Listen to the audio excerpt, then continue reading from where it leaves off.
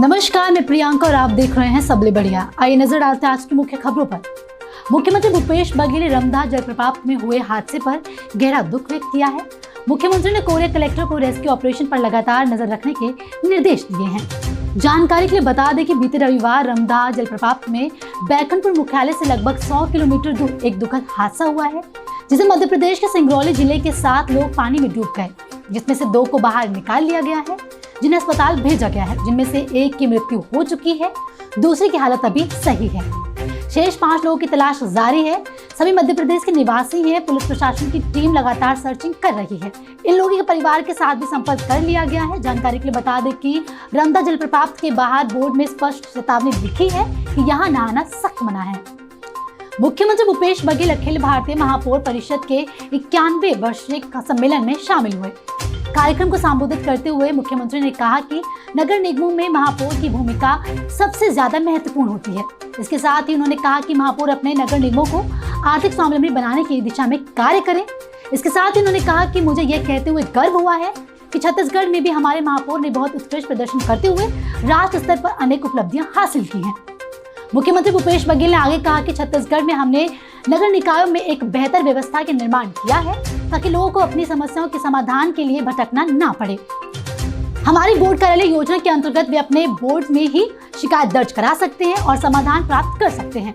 इस कार्यक्रम में परिषद के अध्यक्ष, आगरा के महापौर नवीन जैन, मध्य प्रदेश के पूर्व मंत्री और परिषद के महामंत्री उमाशंकर गुप्ता सहित देश के विभिन्न भागों से आए महापौर उपस्थित थे। मुख्यमंत्री भूपेश बघेल ने भिलाई में सेफ ड्रिंकिंग वाटर क्लिनिक का लोकार्पण किया। बता दें कि वाटर क्लिनिक के माध्यम से भिलाई की 10,000 की आबादी को आरओ युक्त वाटर की सुविधा मिल सकेगी। जानकारी के लिए बता दें कि इस क्लिनिक की क्षमता 25,000 लीटर प्रतिदिन की है और प्रत्येक घंटे 5,000 लीटर वाटर फिल्टर किया जा सकता है। बता दें कि इसके लिए रिवर्स ऑस्मोसिस टेक्नोलॉजी का उपयोग किया जाएगा। डीडीए को मेंटेन करने के लिए हाईटेक टेक्नोलॉजी का भी उपयोग होगा। जो व्यर्थ पानी होगा उसे गार्डन में यूज किया जाएगा। मुख्यमंत्री ने इस पहल की सराहना करते हुए कहा कि शुद्ध पेयजल लोगों की बुनियादी आवश्यकता है।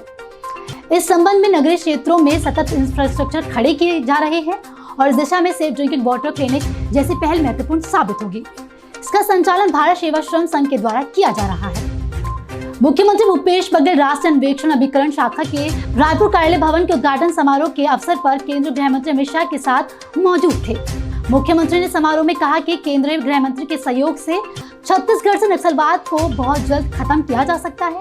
इसके साथ ही मुख्यमंत्री ने कहा कि हम नक्सलवाद को बहुत हद तक पीछे ढकेलने में सफल हुए हैं।